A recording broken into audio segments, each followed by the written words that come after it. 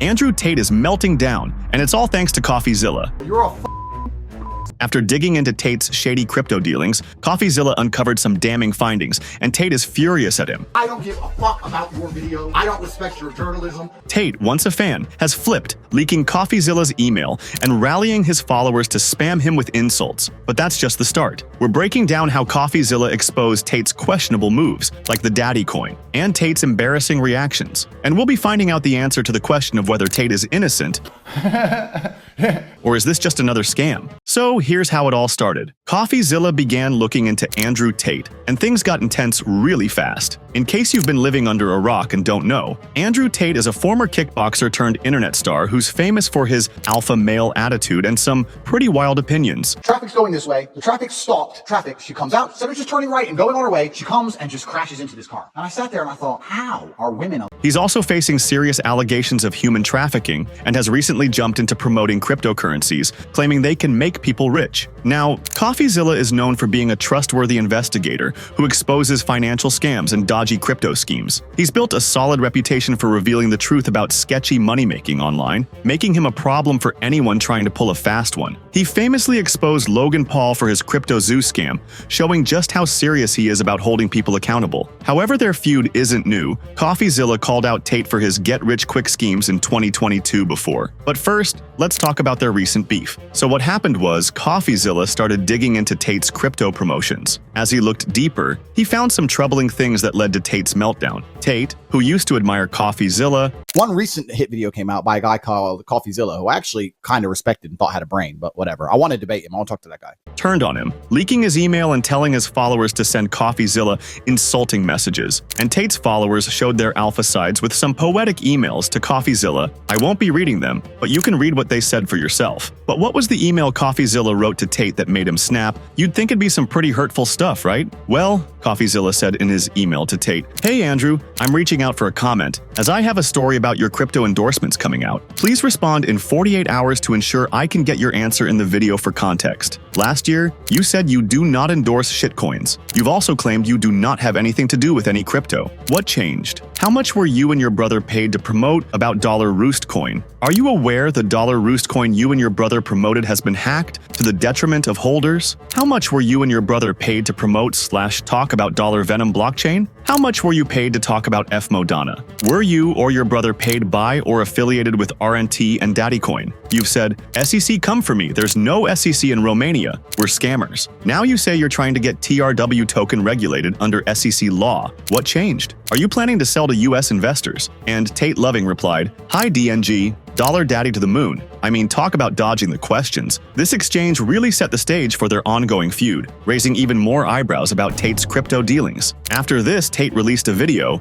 roast Coffeezilla for 2 straight minutes, and even mentioned that he probably drinks more coffee than him. I mean, that is true. I like coffee, yeah, the same way I like it, like I am, like brown, hot, and strong. But Tate didn't just stop at some coffee jokes. He launched a full-on attack, calling Coffeezilla a fool and claiming he was just riding Tate's coattails for attention. Seriously, you've got to hand it to him for creativity. He even threw shade by saying, "Your emails sound like a rainbow emoji," after leaking Coffeezilla's email address. Definitely not the best strategy for winning an argument. Tate dismissed Coffeezilla's investigation outright, stating, "I don't give a F about your video. I don't respect your journalism." Clearly, Tate's not holding back, and he even went the extra mile by urging his followers to flood Coffeezilla's inbox with messages questioning his credibility, even saying he'd buy more daddy coin for every insult sent their way. For every single person who can show me they have emailed Coffeezilla and called him gay, I will buy daddy. We're gonna win. Coffeezilla's broke.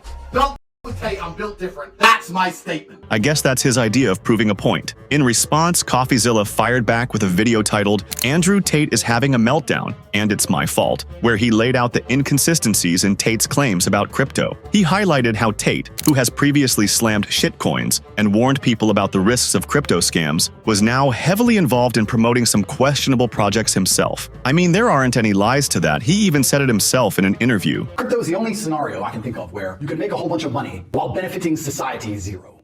However, in Coffeezilla's video, a big part focused on the Dollar Daddy coin, a project that raised a lot of questions because of its sketchy marketing and Tate's involvement. Coffeezilla pointed out that Tate had said before he didn't support these kinds of coins. I do not want any of my fans to ever lose money in my name, ever. I don't need money, so I refuse to sell out my fans for money. I'm not looking for, I will not do that. So, for that reason, I will never launch a crypto. But now, here he was promoting them on social media. This made people wonder if Tate was just trying to make a quick buck, or if there was something more suspicious going on. Honestly, Daddy Coin sounds more like a nickname of a 40-year-old Discord mod who insults people online but pisses their pants off when confronted in real life. In another video called Exposing Andrew Tate's Crypto Grift, Coffeezilla took a closer look at Tate's connection to coins like Dollar Roost and Dollar Venom. He pointed out that these projects were flagged as risky, and many people lost money. Coffeezilla didn't hold back, showing that Tate was supporting coins that had either been hacked or were really questionable, which went against what Tate had said before about being careful with crypto. Crypto is the only scenario I can think of where you can make a whole bunch of money while benefiting society zero.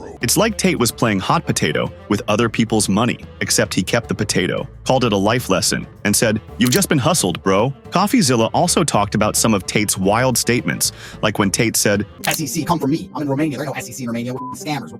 We're out here doing what we want. And then later tried to get TRW token regulated under SEC law. This back and forth left everyone wondering what Tate's true intentions were in the crypto world. Honestly, it's like trying to follow the plot of a Fast and Furious movie. Who's good? Who's bad? And why are we still here? And speaking of confusing plots, let's dive into the Real World token, which is tied to Tate's Hustlers University, now rebranded as the Real World. Just like in Fast and Furious, there's a lot of fast talk and flashy promises, but Coffeezilla wasn't buying it. He pointed out that Tate didn't just create a paid course, he basically turned it into a crypto-fueled game where students are supposed to level up by staying subscribed longer and bringing in new recruits. It's like Tate is out here making his own version of Fortnite, but instead of getting cool skins, you get crypto rewards, if you're lucky. The longer you stick around and pay the monthly fee, the more you supposedly increase your power level, gaining access to exclusive crypto opportunities. Coffeezilla, though, wasn't impressed, comparing it to a pyramid scheme. The more people you recruit, the higher you climb, which means the ones at the bottom are left grinding away, hoping for that big crypto payoff. It's like a video game where the cheat code is recruit more friends, but only the ones at the top are getting the real loot. So, is Tate just being a marketing genius, or is he exploiting his fans? On the surface, it seems like he's selling the hustler mentality. Recruit people, earn crypto, and level up in life. But when you zoom in, it starts looking less like a clever strategy and more like a money-making machine for Tate. Most of his followers are paying for the promise of wealth that might never come. It's like Tate's handing out business tips with one hand and collecting subscription fees with the other, all while saying, if you're not winning, you're not trying hard enough. At the end of the day, it feels like a digital version of the Hunger Games, where only a few at the top get to enjoy the riches, and the rest are left scrambling for crypto crumbs. After all that back and forth, let's talk about Tate's War Room, a private network he sells as the key to wealth and influence. It's like a secret society, but instead of a handshake, you pay to play. Coffeezilla called out this operation, claiming it feels more like a pyramid scheme, keeping members hooked for those elusive crypto rewards. Honestly, Tate's War Room sounds more like a group chat for rich guys pretending to be in Game of Thrones, but with worse financial advice. It's tough to tell if they're building an empire or just playing dress up with their finances. But the main question all the 13-year-olds are thinking is, who's really winning here? Coffeezilla's digging into Tate's shady dealings has put a serious dent in Tate's reputation, but he still has a loyal fan base backing him up like a defense line at a soccer match. It's like watching a game where one player scores facts while the other counters with memes and bravado. The impact on their brands is significant. While Coffeezilla gains credibility as the go-to investigator, Tate's image is hanging by a thread. Has Coffeezilla successfully unmasked Tate as a scammer, or is there more going on beneath the surface? Honestly, it's a mixed bag. On one hand, Coffeezilla's in-depth research is like having a cheat sheet for a test you didn't study for. Super helpful. On the other hand, Tate's got this uncanny ability to rally his fans like a captain leading a sports team, even if they're sometimes running toward the wrong goal. So, who's really in the right here? I want to hear from you. Are you Team Coffeezilla, the dork nerd geek with his magnifying glass? Or are you on Tate's side, chasing those power levels like it's some kind of video game? You decide. So drop your thoughts in the comments and let's see where this wild ride takes us next.